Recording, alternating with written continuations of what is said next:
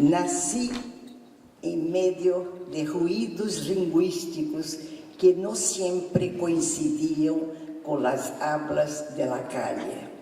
El idioma español circuló por mi hogar. Perdonen, había que pasar esto, ¿no? Antes incluso de que yo viniera al mundo en el barrio de Vila Isabel, en Río de Janeiro.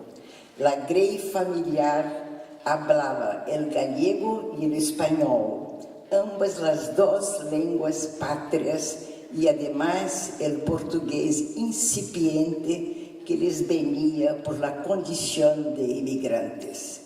El castellano, por lo tanto, chispeaba en el corazón de mi herencia genética como una presencia perturbadora. Con semejante tradición, juzgué natural que las tribus del mundo se expresasen en lenguas que, independentemente de su etimología, habían sido inventadas para atender las carencias y las urgencias de lo cotidiano. Como consecuencia, en la casa familiar, bajo el espléndido yugo de mi amada lengua portuguesa, circulaba sueltas a la deriva palavras estrangeiras gananciosas de uma representação simbólica que acentuava minha crença em la apoteósica riqueza humana.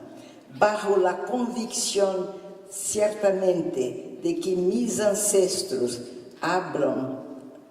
haviam fomentado o espanhol e o gallego, forçados, sim, por impulsos culturais, mas, sobretudo, por la contínua obrigação de designar lo que fuese oriundo do coração, com o fim de que essas línguas e o futuro ingressassem em mi imaginário para torná-lo universal.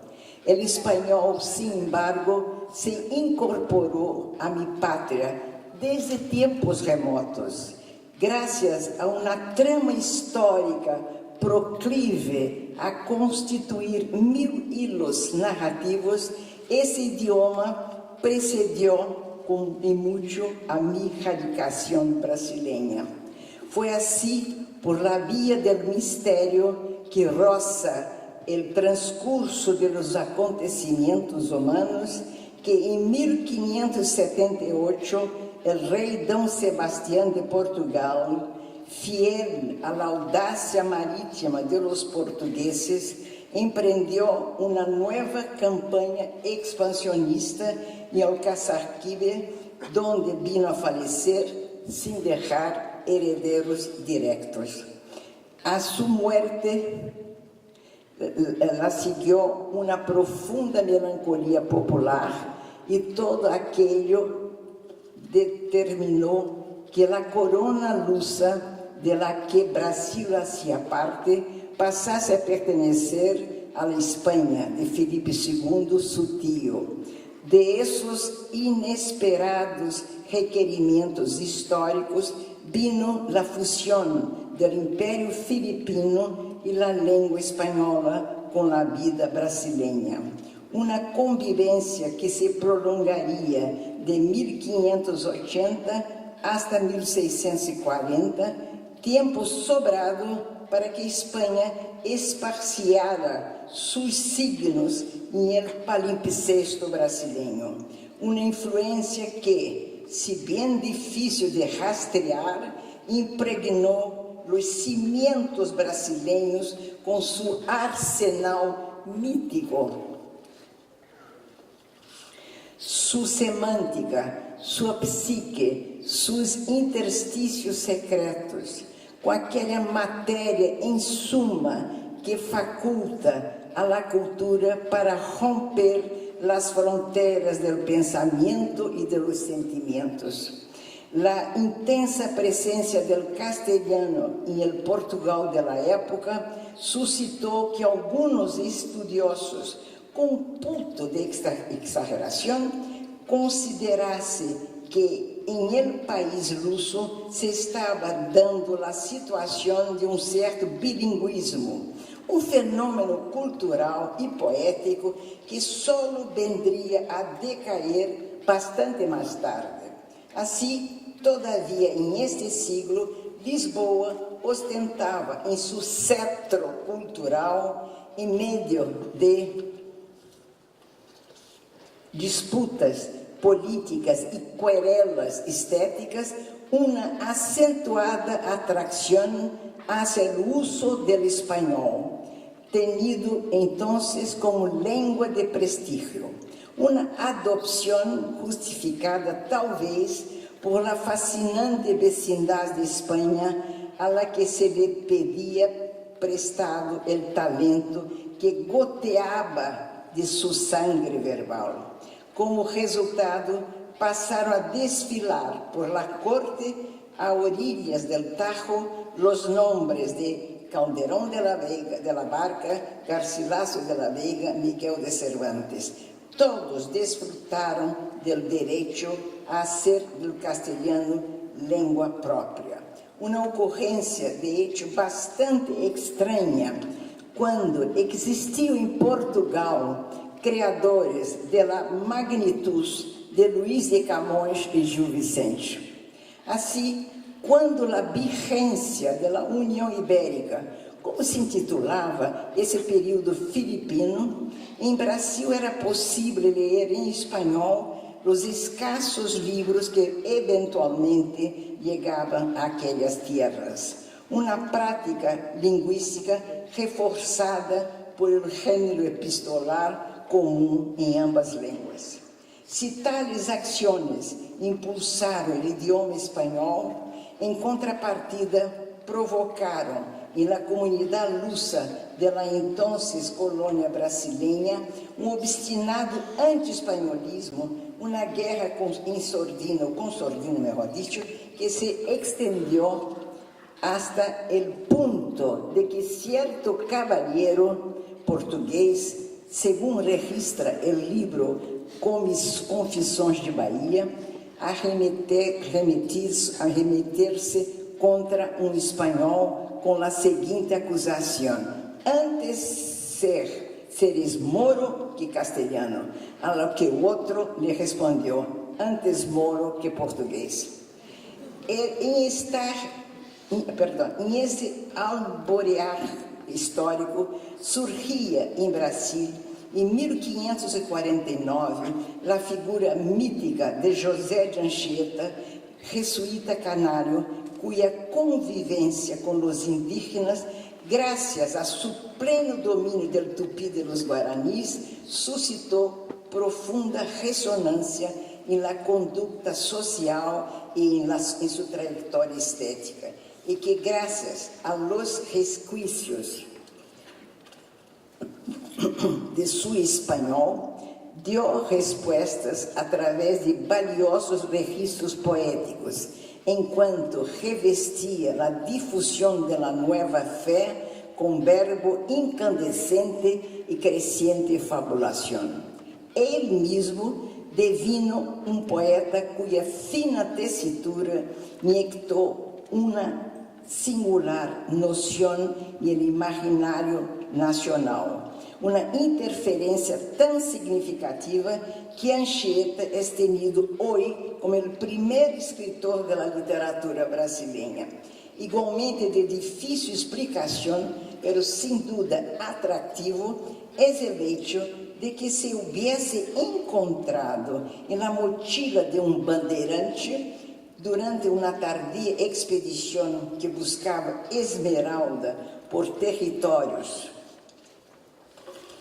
proibidos de acordo com o determinado por o Tratado de Tordesilhas, um librejo, melhor dicho, maltrateado por el manuseio, que contenia poemas de Quevedo. Imaginem-se vocês, um episódio que, mais allá de confirmar a presença espanhola em Brasil, acreditava na existência de um brasileiro que, em pleno século XVII, com o afã de desfrutar da poesia excelsa, arrastrava aqueles versos por la selva adelante, como se este bandeirante, ao tempo que plantava bandeiras, dando possessão a lo que seria Brasil, inaugurasse a identidade brasileira, confiando em los efeitos produtivos da criação literária,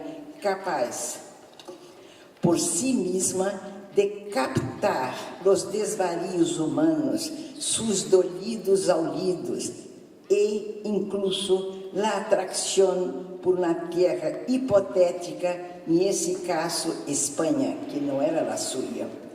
Temprano descobri a eficácia de los vaticínios de Antônio de Nebrija, el maestro gramático del siglo XV, implícitos em sua frase, que é a seguinte: sempre a língua foi companheira do império. Deixa entrever, e com sobradas provas de acerto, que o império venia depois do poder da língua, um idioma que, de certo, foi transcendendo a lo largo de seu recorrido e de sua índole expansionista, uma expansão devida a sua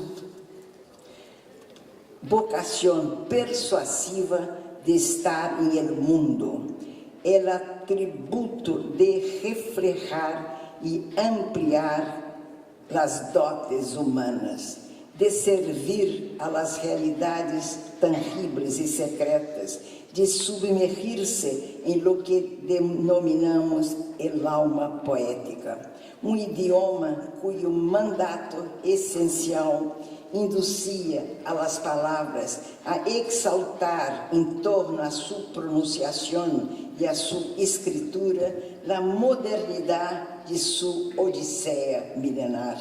A língua foi sempre ígnea, alada, andariega e bufona, por mor de seu estado anímico proclive por vocação a la quimera e la imaginação.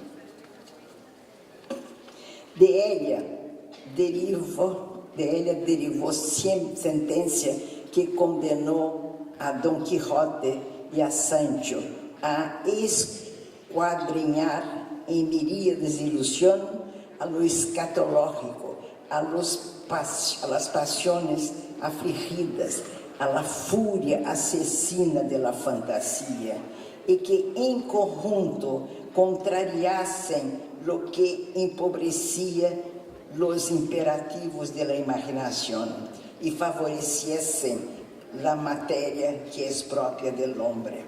Com estes dois personagens e demais acólitos, se afinou a língua de la oralidade, de lo cotidiano, de la criação, a língua oferecendo regalo ao Criador de coração frutífero para expressar seu apego nostálgico ao paraíso perdido.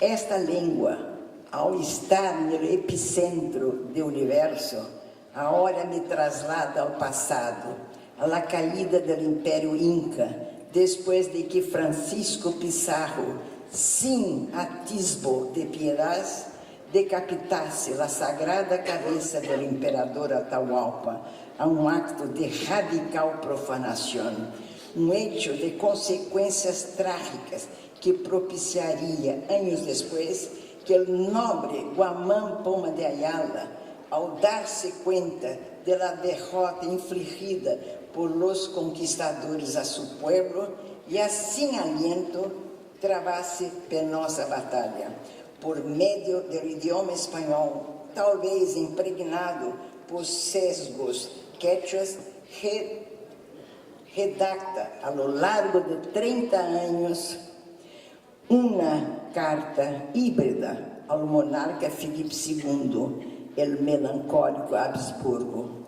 Em estas páginas intermináveis, salpicada por vestígios de lágrimas, vacía su condolido sentimiento de la perdición que se abatió sobre el antiguo imperio inca y aboga por una posible tregua y concesión de mínima soberanía para su lengua en extensión. Guamán y el Inca Garcilaso de la Vega, en sus comentarios, se apoderam del español en cumplimiento de sus respectivas misiones y dejan pistas para que sus sucesores americanos fertilicen la nueva lengua e inyecten en ella modelos de vida y composiciones literárias ajustadas a las civilizaciones en curso. Realzan todos una América que derramó sobre el español un elixir inovador, un impulso alado que, al sobreponerse al Atlántico, unió España y América, los dos continentes. Una fusión que incorporó los andainos clásicos a los cimientos de que la lengua ciertamente carecía para renovar metáforas, apurar las estructuras sociales, modernizarse, para perseguir, enfim, las nuevas sonoridades poéticas engendradas por las gestas humanas, muy bien. Esta lengua universal venció léguas, altiplanos, planícies, el esplendor del oriente. Con andrajos y con trajes de gala, conoció los efectos de la unción de la carnalidad y el apego nostálgico a la patria dejada atrás. Dejó aflorar en primera línea pecados y santidad. Entre tantos destinos, México le ofreció turbulencias históricas, registradas por los cronistas del siglo XVI, escribas que, cumpliendo al pie de la letra los designios de la escritura, inauguraban narrativas con un español alargado con los códices autóctones. Estas composiciones vecinas de los dioses que habían sido fundadas poco a poco con las quimeras de su gente y las utopías europeas. Ambos, los conquistadores y los conquistados, amortonando las capas de implacable realidad. Los cronistas, además, pondrían en relieve las crueldades impuestas a los habitantes. En español erudito sobresale la traza de bondad cristiana en Bartolomé de las Casas, el sacerdote que suscribe con ardor y obstinación la inmortalidad del alma de los silvícolas de América de piel bronceada. Una predicación que se opone a la dureza metálica de Juan Ginés de Sepúlveda. Uno y otro ejercitaron la retórica y la teología en los dominios de la famosa controversia de Valladolid, requerida por Carlos V del Sacro Império, Carlos I de Espanha, em 1550. Um embate teológico, sobretudo moral, cuyo veredicto podría incendiar a América. Su desenlace, con todo, legitimó la existencia real de una América en la que sus dueños habían ganado la pátina del parecer divino. El axioma de que los indios eram seres humanos, senhores, por lo tanto, de um alma imortal. Como tales, oíam a Deus e hablavam com Ele. Também em Yucatán, la princesa Malinche, aunque notable traductora, se afiliou ao espúrio sentimento de la paternidade repudiada que por siglos se propagou por la psique mexicana, hasta dar origen ao humilhante epíteto antaño dicho em sordina de la chingada, que Carlos Fuentes, e ele, entretanto, consagrou ampliamente nas páginas de sua hermosa novela Artemio Cruz. Amada e odiada, o raro talento de Malinche se encargou de traduzir ou de traicionar a preciosa matéria inerente a las civilizações autóctones existentes na América precolombina. La mujer que talvez Hernán Cortés admirou, pero la que despreciou ao não reconhecer-lhe el hijo de ambos, dando assim início a las terribles secuelas de la bastardia. Ella, sin embargo, com sua vocação linguística, ampliou os domínios do espanhol. Esse espanhol que, lejos de capitular en estos siglos inaugurales de América, absorvia neologismos, americanismos, recursos sincréticos, substâncias nascidas de la audácia de usurpar la cosecha verbal e semântica.